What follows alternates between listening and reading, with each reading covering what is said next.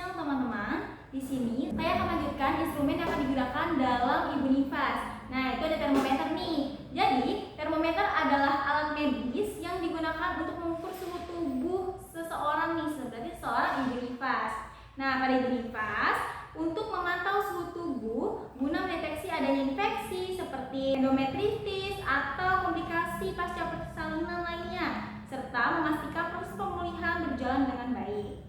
Nah, tujuan instruksi kerja ini digunakan sebagai pedoman bagi teknisi dan pengguna alat termometer agar dalam menggunakan alat tersebut sesuai dengan pedoman operasional pengoperasian alat. Nah, jadi termometer ini terbagi menjadi 3 nih. Nah, jenis termometer yang bisa digunakan itu untuk pada ibu nifas itu bisa termometer digital, terus kemudian ada air raksa, dan terakhir itu ada termometer infrared. Nah, dimulai dari termometer air raksa terlebih dahulu ya. Nah, untuk termometer air raksa tersebut itu adalah fungsinya untuk mengukur suhu tubuh ibu nifas dengan akurasi tinggi. Nah, ini dapat digunakan di ketiak, terus juga mulut dan juga rektum. Tapi rektal ini jarang digunakan pada ibu nifas ya. Nah, cara penggunaannya itu dari termometer air raksa itu, pertama harus dipastikan bahwa termometer ini dapat digunakan dengan baik. Terus juga pastikan juga kalau misalnya ini tuh tidak ada retak atau pecah pada air raksa tersebut. Nah, jika termometer air raksa ini dia itu suhunya itu masih berada di atas 35,5 derajat Celcius, misalnya di 36,5 derajat Celcius. Nah, itu harus diturunkan sampai di angka 35,5 derajat Celcius, itu dengan cara dikepretkan seperti ini gitu sampai dia mengarah pada 35,5. Ntar pada bagian atasnya ya, jadi dia tidak menyentuh bagian si bawahnya ini gitu. Dan sebelum ke pasien, pastikan dia sudah menggunakan alkohol swab. Ibu mohon maaf ya Ibu ya, ini saya akan menggunakan termometer air raksa ini untuk di bagian ketiak Ibu karena untuk mengukur suhu tubuh Ibu. Apakah Ibu bersedia? Bersedia Ibu. Sebelum memakai kepada pasien, pastikan aksila pasien ini dalam keadaan kering. Jadi bisa menggunakan tisu terlebih dahulu. Maaf ya Ibu ya, dia pembicaraan lebih aktif. Pastikan ujung ini itu menempel pada pertengahan aksilanya pasien tersebut.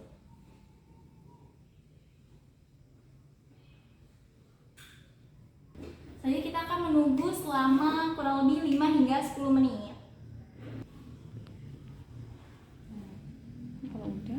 Nah, jika sudah dilakukan pemeriksaan pada pasien, lihatlah hasilnya dari skala termometer ini itu berapa. Lalu kemudian catat ya.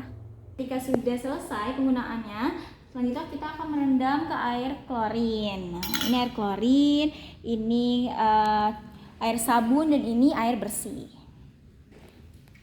Nah, ini di dalam air klorin ini kita rendam selama 10 menit.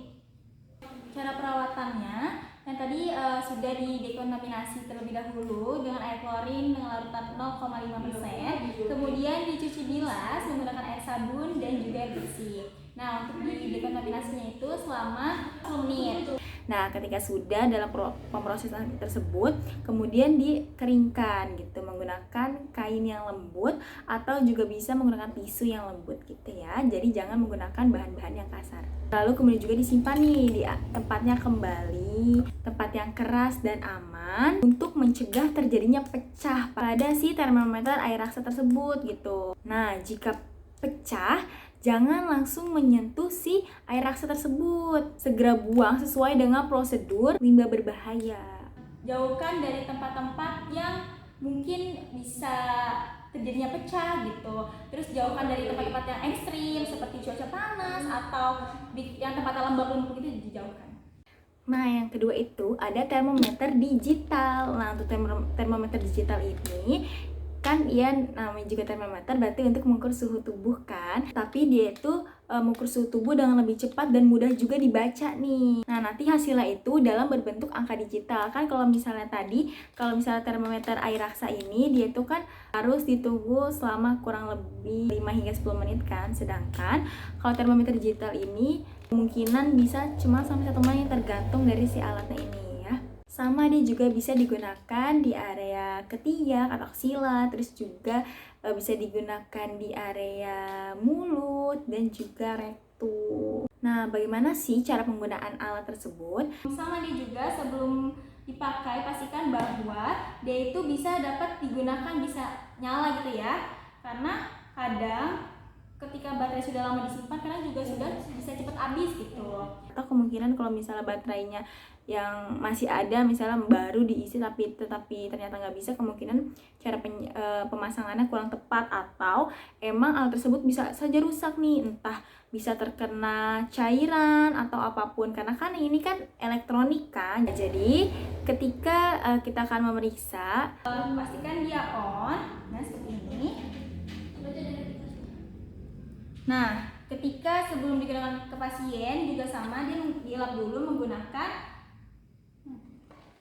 alkohol swab.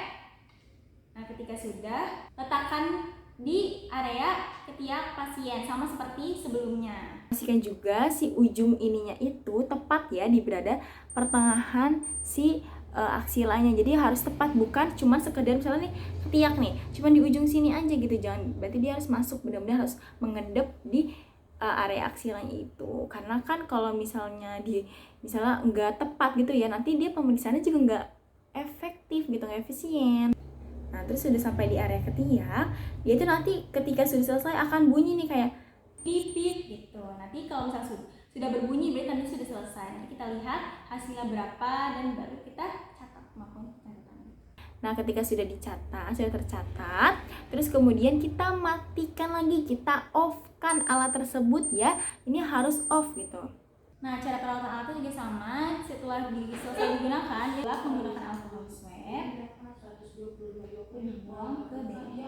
Nah, terus juga ganti nih si baterainya jika sudah si layarnya ini kayak mulai redup gitu loh, kayak mulai redup, terus juga atau enggak bahkan bisa mati gitu, habis baterainya, itu harus diganti ya baterainya. Dan ketika sudah selesai digunakan, masukkan lagi kembali ke tempatnya. Ini harus dalam keadaan kering ya. Pastikan juga kita menyimpannya di tempat yang kering dan hindari dari suhu-suhu ekstrim. Tempatkanlah dia di tempat yang tidak terkena cairan atau air gitu, yang dapat bisa merusak komponen elektronik tersebut. Khawatir walaupun dia sudah tertutup menggunakan tempatnya, tapi kan ini kan masih ada ruang gitu ya buat airnya tersebut tuh masuk gitu. Nah, yang ketiga, yang terakhir itu ada termometer infrared. Nah, jadi fungsinya itu adalah sama untuk mengukur suhu tubuh ibu nifas tanpa kontak langsung. Kan kalau tadi kan menempel kan, kalau ini tanpa kontak. Terus kemudian ini cocok nih digunakan untuk pemeriksaan cepat di klinik atau rumah sakit. Biasanya waktu pas zaman COVID kita menggunakan ini ya, teman-teman semua. Nah, cara penggunaannya juga sama. Pastikan bahwa alat ini itu dapat berfungsi dengan baik atau bisa digunakan gitu. Karena kan ini menggunakan baterai kan. Ini menggunakan baterai. Ini harus terisi nih baterainya gitu. Ya kan, kalau misalnya mau digunakan, pastikan juga si lensanya ini bersih ya. Karena kalau misalnya dia kotor atau adanya debu di sini, nanti dia akan memengaruhi pada saat pemeriksaannya nih, pada saat melakukannya gitu. Jadi nanti pemeriksaannya itu enggak akurasi gitu. Nah, jadi arahkan termometer ke arah dahi, itu sekitar jaraknya adalah 2 hingga 5 cm ya. Nah, nanti dia akan keluar sendiri hasilnya di sini gitu. Nah, ketika sudah digunakan, tekan kembali lagi nih untuk menonaktifkan layar tersebut. Nah, untuk perawatan alat tersebut, kita membersihkan si lensa tersebut nih menggunakan alkohol. Karena bisa sebenarnya menggunakan alkohol swab, tapi kan ini karena terlalu kecil ya, bisa menggunakan cotton bud yang sudah dipakai alkohol. Jadi seperti ini dimasukkan. Karena kalau misalnya menggunakan alkohol swab itu rada susah sih. Sebenarnya bisa, cuman harus dibantu dorong juga gitu. Kayak gini lah, dibersihkan menggunakan alkohol ya, intinya harus sampai benar-benar bersih. Nah, jadi kesimpulan dari ketiga termometer ini, untuk Airaxa ini dia akurat dan juga ia tidak butuh baterai ya, tapi dia itu lama karena kan menunggu hingga 5 hingga 10 menit. Biasanya ketika menggunakan termometer Airaxa ini kan karena lama ya, biasanya sambil dibarengi dengan melakukan pemeriksaan fisik lainnya, misalnya seperti tekanan darah gitu, biar tidak memakan waktu yang banyak. Terus juga termometer ini tuh mudah pecah dan dia juga mengandung zat-zat yang berbahaya kan, ada air raksa. Seperti itu kalau untuk termometer air raksa. Nah, sedangkan untuk termometer digital, untuk termometer digital ini dia cepat, terus mudah dibaca, aman, dan juga ia memerlukan baterai ya. Nah, untuk yang infrared ini sangat cepat tanpa kontak langsung, bener-bener cepat banget, bip, hasilnya keluar gitu. Ini juga cocok banget ketika kita misalnya kerja di rumah sakit atau dimanapun banyak pasiennya gitu. Ini cocok banget pakai ini. Namun, ia juga bisa hasil tidak akurat jika sensornya kotor atau posisinya juga salah gitu, nggak tepat. Kayak tadi, makanya kan harus dibersihkan kan, biar nanti hasilnya juga akurat. Selanjutnya yang kedua itu ada pemeriksaan Hb atau hemoglobin. Nah, ini itu tujuannya itu untuk menilai kadar hemoglobin ibu nifas untuk mendeteksi anemia postpartum. Dan dia juga memastikan bahwa ibu memiliki cukup darah untuk pemulihan pasca persalinan dan juga memproduksi ASI. Oke, ini adalah berikut alat-alatnya. Nah, ini juga kita harus memastikan bahwa sudah terisi baterai. Kita masukin cardnya. Nah, kemudian kita atur nih, ini adalah bulan, sekarang bulan kedua. Terus yang ini adalah tahun, kita tahun 2025. Nah, ini sudah. Lalu ini adalah jam, kita sekarang melihat jam berapa, misalnya jam segini. Lalu kemudian kita menggunakan strip check, karena kan strip checknya di sini nggak ada ya, jadi kita ini bentuknya seperti ini, strip check seperti ini. Nah, ini tempatnya ada di sini. Nah, nanti kemudian kita masukkan ke dalam sini. Nah, ini sudah dimasukkan kan, pastikan ini juga sudah bersih, maksudnya tidak ada debu atau apa, kita masukkan. Nah, pas sudah dimasukkan, kita harus menggunakan handscoon.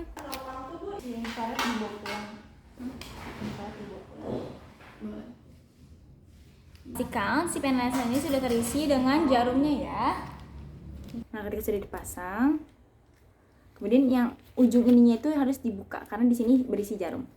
Kemudian tutup kembali dan pastikan kalau misalnya dia bisa digunakan. Kemudian diatur juga nih ukuran jarinya ya. Ini ada 1, 2, 3, 4, 5, 6 sampai 6. Misal kita pakai 3 aja yang biasanya dipakai.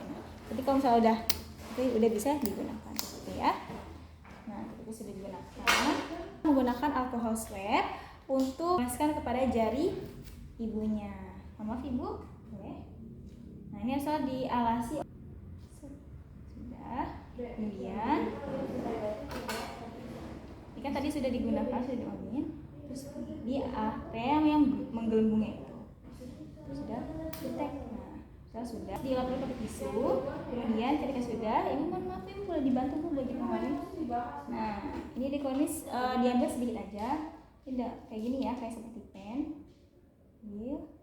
Nah, seharusnya sini tuh sudah ada strip checknya ya.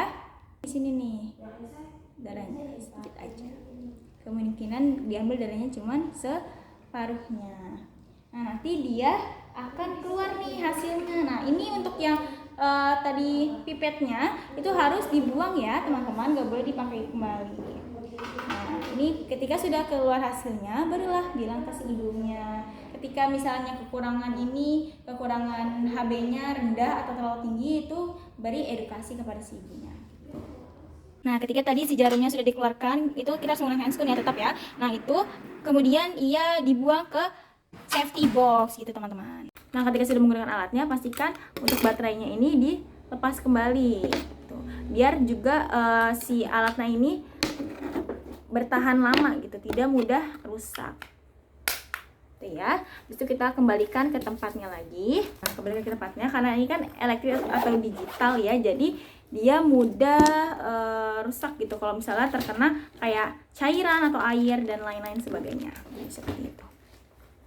Nah, cara perawatannya itu pertama pembersihan nih. Jika lubang stripnya ini pada alat tersebut itu berdebu atau lembab, ini kan dapat mengganggu nih alat pada saat pengukuran. Nah, makanya alat perlu dibersihkan dengan hati-hati. Jika alat harus dibersihkan, bersihkanlah dengan kain lembut yang sedikit lembab. Jangan menggunakan kain kasar atau desinfektan karena ia dapat merusak layar LCD-nya. Kemudian, perhatikan nih, pastikan bahwa alat dimatikan sebelum membersihkan. Nah,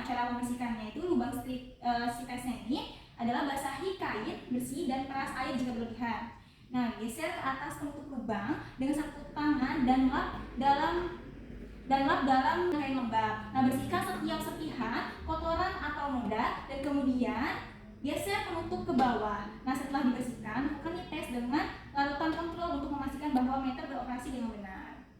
Nah, untuk alat ini lindungi lubang strip test pada alat dari debu. Terus jangan menyimpan alat ini di tempat yang basah karena dapat merusak karena kan elektronik gitu ya. Terus simpan alat pada suhu antara 10 hingga 40 derajat Celcius. Jika baterai terpasang pada alat harus disimpan pada kondisi yang kelembapannya rendah. Nah, strip test untuk strip test ini karena nggak ada ya, jadi untuk strip test ini simpan semua strip test pada suhu tertentu mulai dari 8 hingga 30 derajat Celcius. Nah, jika strip test disimpan di suhu lebih rendah dari 8 derajat atau lebih tinggi dari 30 derajat Celcius, biarkan strip test menjadi hangat atau dingin hingga suhu kamar sebelum digunakan. Nah, jauhkan strip test dari sinar matahari langsung. Jika strip test terkena sinar matahari, nah strip test tersebut kemungkinan akan berubah warna dan tidak dapat memberikan hasil yang akurat. Terus juga chip kode tersebut. Nah, ini tuh untuk pengukuran hemoglobin harus disimpan baik-baik dalam meter atau dalam botol strip test. Nah, harap tutup juga nih botol strip test dengan rapat setelah digunakan. Jadi dia ada botol seperti botol obat gitu. Jadi nanti di situ dah dalam strip test tersebut ditutup harus rapat teman-teman, dan juga ini ditaruh di tempat asalnya lagi gitu. Jangan sampai kena air atau yang lain sebagainya dapat merusak ini alat tersebut. Makanya disimpan di tempat yang aman.